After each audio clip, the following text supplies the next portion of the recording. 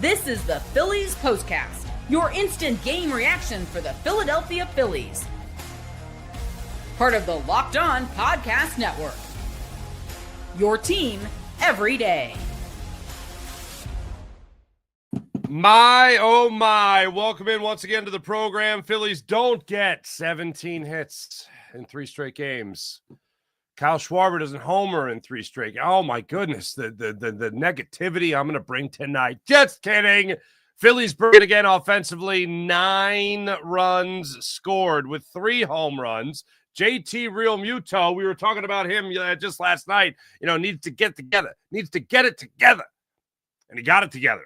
A triple short of the cycle, including a home run for JT Realmuto. You loved it. Always just an easy guy to root for. And I caught a little bit of his post-game interview and he talked about how he was absolutely aware of being a triple short of the cycle. And he was trying to do a little too much on that changeup down in the zone in the first pitch that he saw in his final at bat of the 8th inning. But Bryce Harper stays hot. Trea Turner stays hot. Alec Boehm gets another base knock. And I got to give him credit. Taijuan Walker. I think I even went over these numbers last night. Can I get 5 innings of 3-run baseball?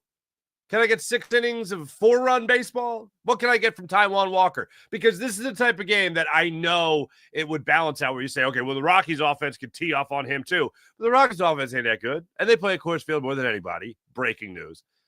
So I felt like the Phillies could go into a game like this and continue to do what they had been doing and know that if Taijuan Walker gives up 4 runs in 6 innings, they're going to win that game because odds are they're going to score 7, 8, 9, maybe even 10 runs. And Taijuan Walker, talking about a guy doing his job, did his job tonight. 5 innings, 3 runs. Did give up a couple of walks as well. 3, I think, was his total on the evening. But all in all, the Phillies just did the thing that I want them to do, which is not play down to their opponent. And the real thing I want them to do, which is go out there and win games you're supposed to win. And they did that. And this was another very easy win for the Phillies. The bullpen, other than Carlos Hernandez, came in and did a fantastic job after Taijuan Walker left the game. They had a nice little lead, nice little cushion. But the Phillies offense, again, just went back there and just kept putting up runs. 1st inning, 3rd inning, 4th inning, just kept on making runs happen throughout the ball game tonight to the tune of 9 runs on those 12 hits. The best part of this game for me, no question, the back-to-back home runs from Trea Turner and Bryce Harper on back-to-back pitches. I'm here for that.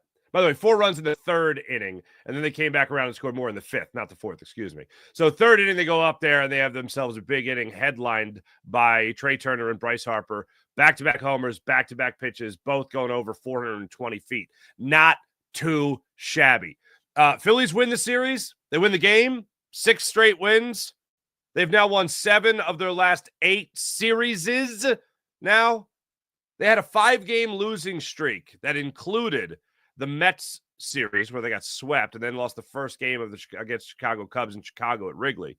And then ever since then, they have been money, with the exception of that St. Louis Cardinals series, which is obviously the series that they lost. But this Phillies team has certainly put it together, and now they have an opportunity at 3:10 tomorrow to bust out the brooms at Coors Field and sweep the Rockies on the road. Hey, you know what? You already had one sweep there with the Tampa Bay Rays recently. Get another sweep. Hey, you want to get greedy? Let's get a little greedy. Another sweep there. The Pirates in between that. Let's get greedy. That's what I want to see the Phillies do. And all the while, they have ridden this in the first place, still in a game and a half up. The Mets won earlier tonight. And one of the best records in baseball now. 31 wins on the season. I'm here for it every step of the way. So let's get into it. First and foremost, once again, welcome into Locked On Phillies POSTCAST on the Locked On Phillies YouTube channel. My name is Mark Farzetta. I got you covered for each and every Phillies POSTCAST for all your POSTCAST reactions. I got you covered with that. Connor Thomas has you covered each and every day with your Locked On Phillies podcast and content as well. Also, make sure you guys are liking and subscribing to Locked On Eagles YouTube channel as well. You got Louis DiBiase for all your Eagles content throughout the week.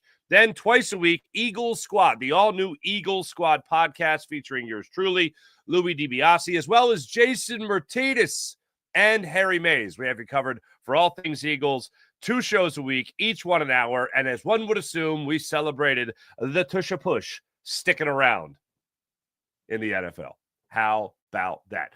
Let's swing it back to baseball and talk about our three big things on the night. Here's the number one thing. This offense staying hot. I talk about a team not playing down to their opponent, like the Phillies are not playing down to their opponent in the Colorado Rockies, who are historically terrible. They're not playing down to that opponent. They're giving you comfortable wins. Was this one a little bit closer because of the way Carlos Hernandez pitched? Sure. But the Phillies offense, talk about a team in general doing what they're supposed to do, which is win. The offense is doing exactly what it's supposed to be doing at Coors Field. Scoring runs, getting hits, hitting long balls. That's what I want to see from this baseball team, really anywhere, but especially where you're supposed to do it, which is Coors Field. So number one, another game where you have 9 runs, another game where you're in double digits in hits, 17, 17, and then 12 today. Not too bad. Now complete the sweep going out there tomorrow. And, hey, do that with Ranger Suarez on the hill as well. So maybe some good things will happen there for the Phils. So number one, I look at the offense. The offense headlined by Trea Turner's home run, Bryce Harper's home run, JT Realmuto's home run, Nick Castellanos getting a sac fly RBI again. Offense coming out and scoring runs in the first inning again for the second time in as many nights. That's what you want to see. And also, by the way, this wasn't just like they had a big first inning and they just rode that wave the rest of the way. No, similar to last night. Game one's the only exception so far. Game one, they poured it on late, but they poured it on. This game, runs throughout. That I love seeing that because that means other people in the lineup are producing in one way or another. So you love to see that. Third inning was obviously their big inning with the 4-run inning there, headlined by the back-to-back home runs. JT Realmuto came up, got his first hit of the game at that point in the game when he stepped up and he was able to deliver a double to right center field. 2 runs, ended up scoring on it, but he only got credit for 1 RBI on it because the second run was by way of an error by Mickey Moniak, who was bobbling the ball there a little bit in right field. Phillies then came out in the 5th inning again. They got another run across the plate, this one for their 7th run of the ball game on an RBI by Alec Boehm. Hey, look, you play teams like the Rockies, you're going to get chances. You're going to get a couple of free passes. You're going to have a couple of innings where all of a sudden they got to get 4 outs instead of just 3.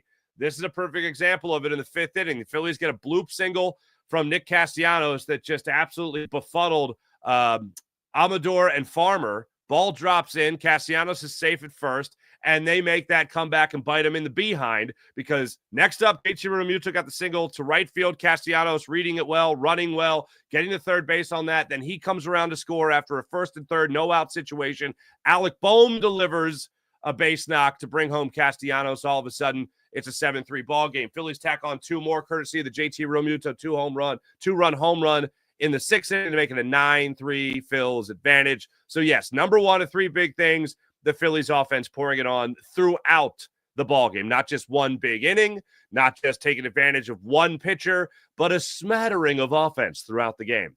Love to see that. Number 2, Taijuan Walker. Here's something that may surprise you a wee bit.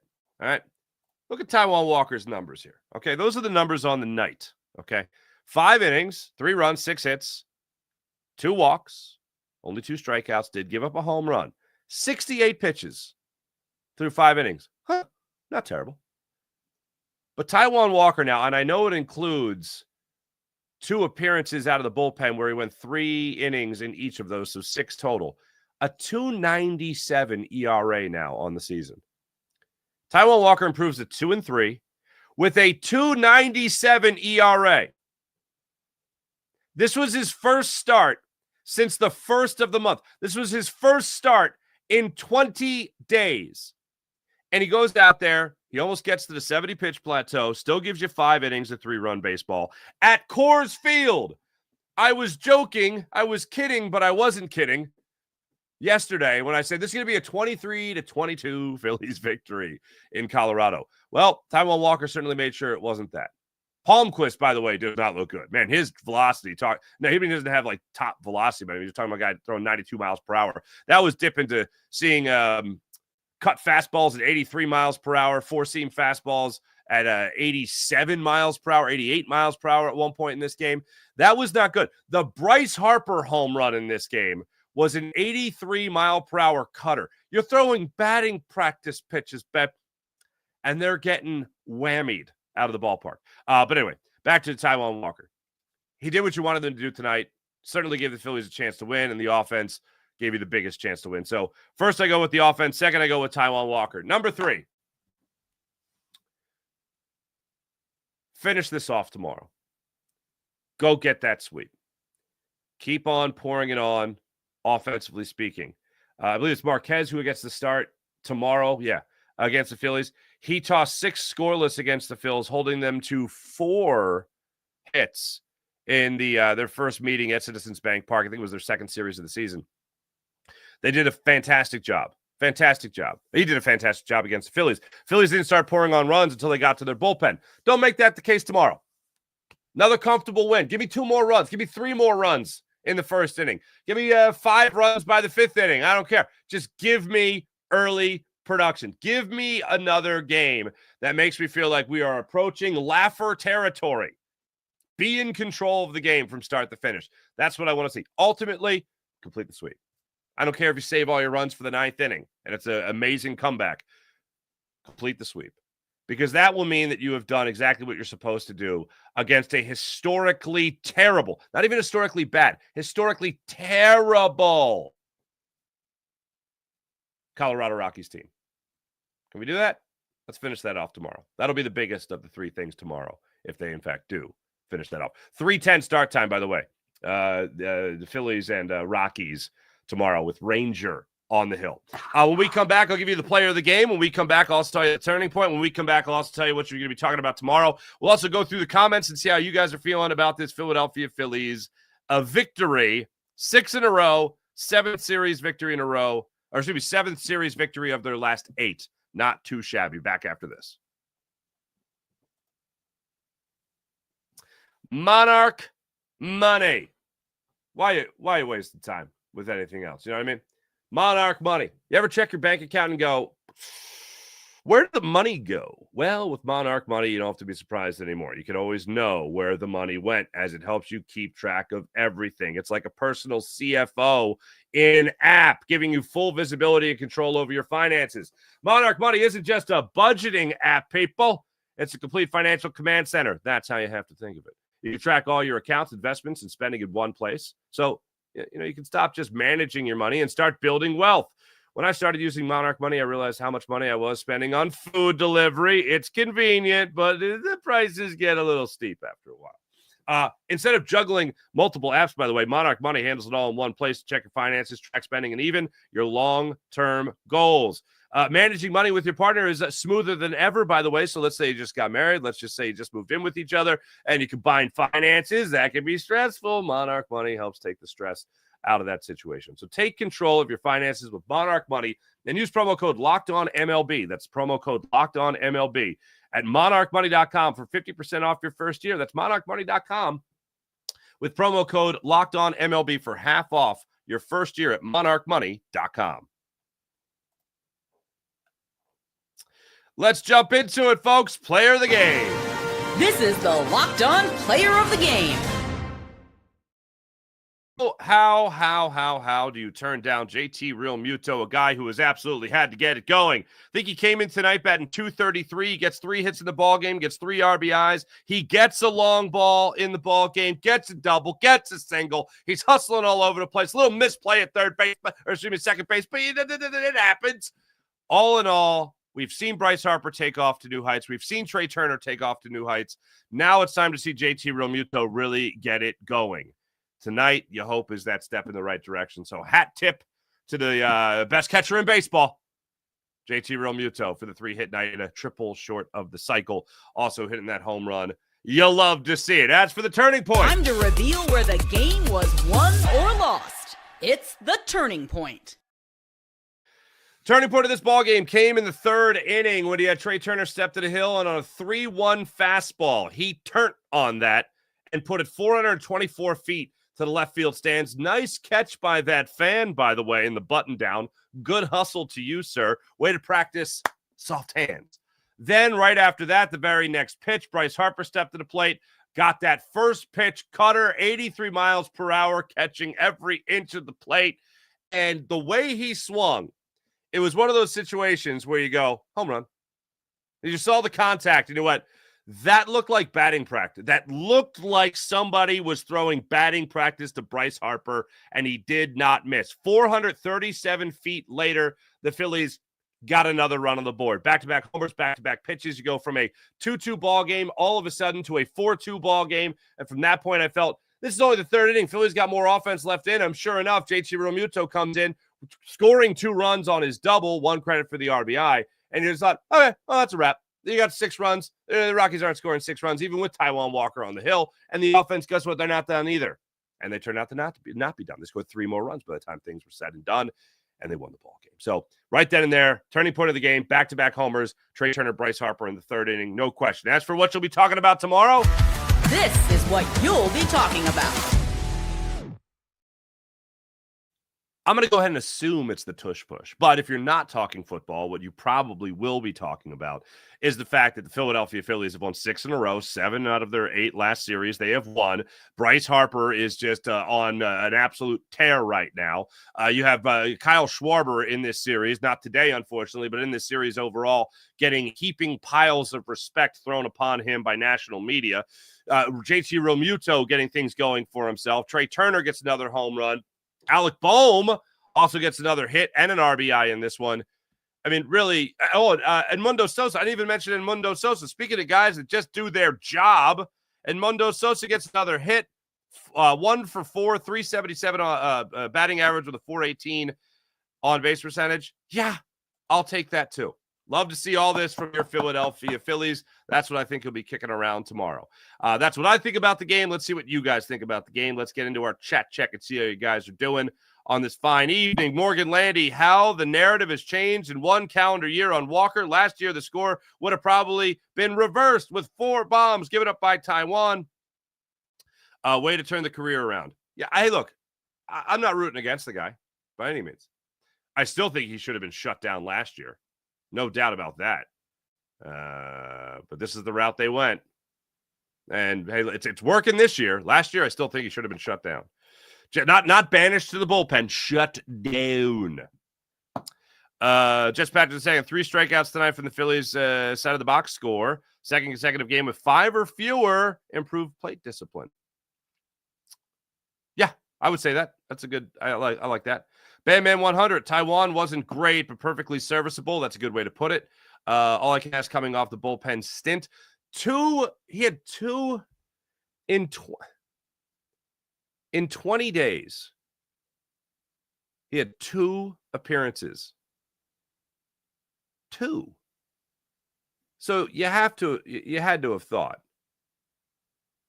that they knew he was going to be back in the starting rotation. I mean, let's not forget, after he tossed 3 innings with 7 strikeouts against Tampa in that series, let's not forget that after that series, Rob Thompson said something very interesting. Well, in case we have to go to a 6-man rotation, we want to make sure that we have Taijuan Walker stretched out.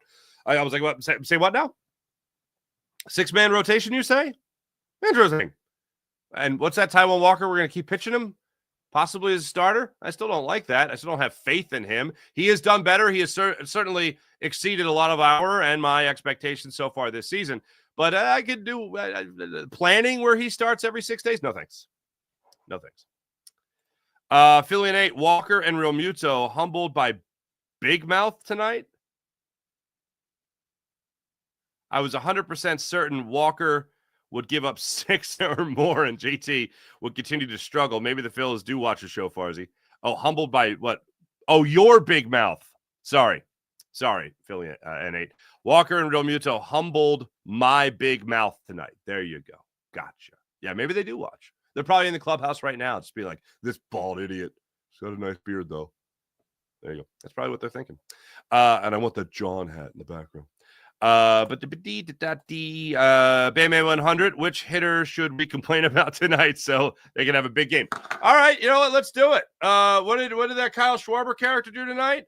Oh, 0 for 3. Oh, what a bum. Walked twice, scored 2 runs. On base percentage goes up to 390. How about that, fella? Who else can we rip? Alec Boehm only 1 for 5. Oh, what a bum. Weston Wilson left the game early with a migraine. Brandon Marsh, no hits, just 1 walk tonight. What a bum. By the way, the You Bum guys. I don't know if they were just copycats off the You Bum guys, if you're familiar with them on social media. They basically come up with mundane insults and then say at the end of it, "You bum." And they got Kyle Schwarber last night, which was fine because he hit another home run.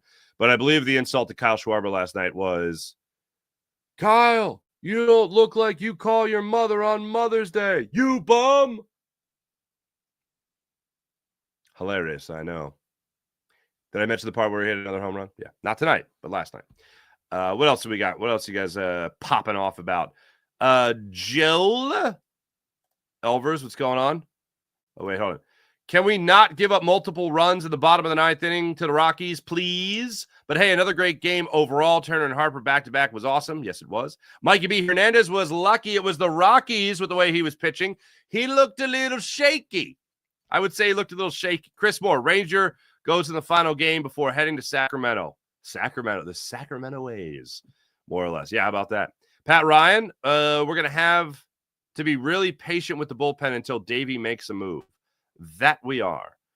Evelyn, are we worried about a travel day, Farzy? I ain't worried about no travel day, Evelyn. That's a thing of the past. It's in the past.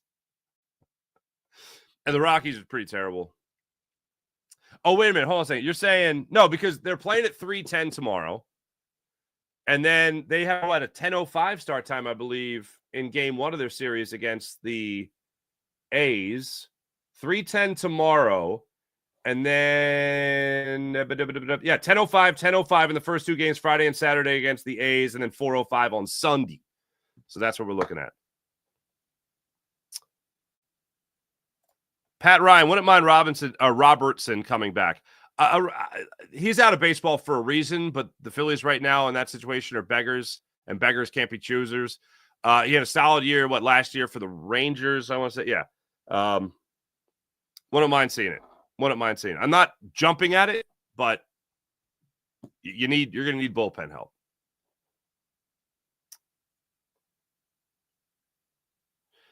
Greg Benson, I like that Tovar guy. Do you remember Cesar Tovar? I do not. Cesar Tovar? I don't remember him.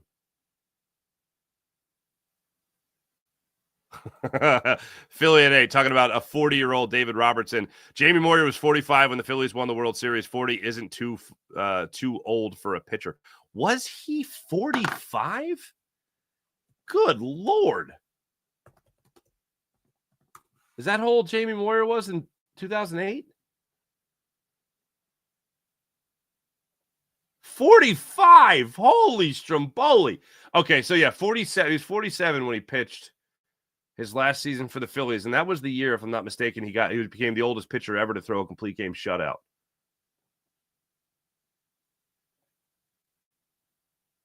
Wow, I forgot he was 45. I'm splitting hairs, which I know is always funny when a bald man says that. But I would have sworn he was like 42, 43. 45 is hilarious.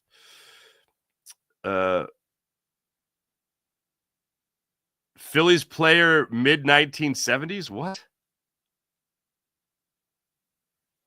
Pat Ryan, Wilson gets a pass. Migraines suck. I concur. I've experienced I'm good for like one solid migraine a year. And it is, when I say solid, it means like I'll be reading a computer screen and then I'll just see dots and then blurriness. And I'll be like, no, I'm going to go lay down in a dark room. What are some realistic relievers you think we could get? So the word realistic obviously is the operative word there, William. Every time I look, like even at the Rockies right now, one of the worst teams in baseball, they don't really have anyone that you want. With the wild card the way it is, you really have to wait to the last minute. I wish I could give you a name with some substance, but everybody I would name is, throwing darts at this point. So there's nobody that jumps to mind. The one thing that I do need to see, and I was actually being interviewed the other day and was asked the same question, as it's on everybody's mind. I mean, Tanner Banks has to step up. He did that tonight. Matt Strahm has to step up. Those are the lefties in your bullpen that you need to see pitch a hell of a lot better than you have seen for the majority of the season. Strahm has looked better lately. He's got an ERA that was just north of what Jose Alvarado's was, but still shaky, allowing a lot of base runners. That was a problem. Those are the guys internally is how you're going to have to solve this problem. Yeah, you could continue to get depth, but if you want somebody to come in here of the power and influence that Jose Alvarado could have, that's in-house right now. I don't think you're going out there and getting anybody that's going to be of note. In terms of what the Phillies are going to be willing to give up for another arm, if it ends up being a small trade, you're talking about cash considerations type of deal. You're talking about a low A prospect guy to get somebody now. But that's why I do find the David Robertson idea to hold water. It wouldn't make me do backflips. Had a solid year with the Rangers last year. Has an opportunity to get back into Major League Baseball. Obviously, wants to get back into Major League Baseball. He might be doing the ring shopping thing this late in his career. We talk about it so many times in football, but that as of right now might be one of the best ideas you could have is David. If I have to give you a name, it is David Robertson, we already mentioned, but that's the name that it is somewhat likely and also a name that wouldn't blow you away. I know. But he could be waiting for that right team to join up with. And hey, the Phillies are in first place. Why not join up with them? I have read, Pat Wright, I think we could fix Felix Bautista from the Orioles. Yeah. Orioles might want to get rid of him. They could get rid of him. He's also not another guy that makes you do a cartwheel or anything like that. Oh, no. Bandman 100. I used to get migraines 3 times a week. That was pure misery. Was that when Gabe Kapler was here? Me too. Kidding. Anyway, sorry to hear that. Migraines do suck. Thanks, everybody in the chat. You guys are wonderful as per usual. As I mentioned, tomorrow, Philadelphia Phillies, 3:10 start time against the Colorado Rockies. You got Marquez on the hill against Rangers Suarez. The last time you saw Marquez was 6 scoreless innings against the Phillies. And I believe it was that second series of the season. Overall, though, he has not done well, especially in his last start. He's coming off a 14-12 loss at the hands of the Arizona Diamondbacks in Arizona. He lasted just 3 innings, allowing 5 runs on 7 hits, including 3 walks in that game. He has allowed 5 or more runs in 6 of his starts this season. The best start he had was against the Phillies. He also, 7 innings, 1 run against the San Diego Padres 2 starts ago. So there you go. That's who you get tomorrow night. Or excuse me, tomorrow afternoon, 3:10 start time. Yes, I will be right here with you after that game on Locked On Phillies YouTube channel to break it down with you when it comes to the Locked On Phillies postcast. My name is Mark Farzetta. Make sure you like and subscribe. Make sure you guys are also following my man Connor Thomas on the same YouTube channel for all your Phillies daily content. Also, like and subscribe. I will see you guys tomorrow after the 3:10 start time. Also, programming note, I teased that I might be taking off a day this weekend. I am not. I am with you guys through the 10:05 start time. So I look forward to talking to you guys around 12:30, 1 o'clock in the morning, East Coast time. I'll be here for every step of that way. Thanks for watching. Thanks for listening. Back with you guys tomorrow following the 3:10 start time. See you then. Bye.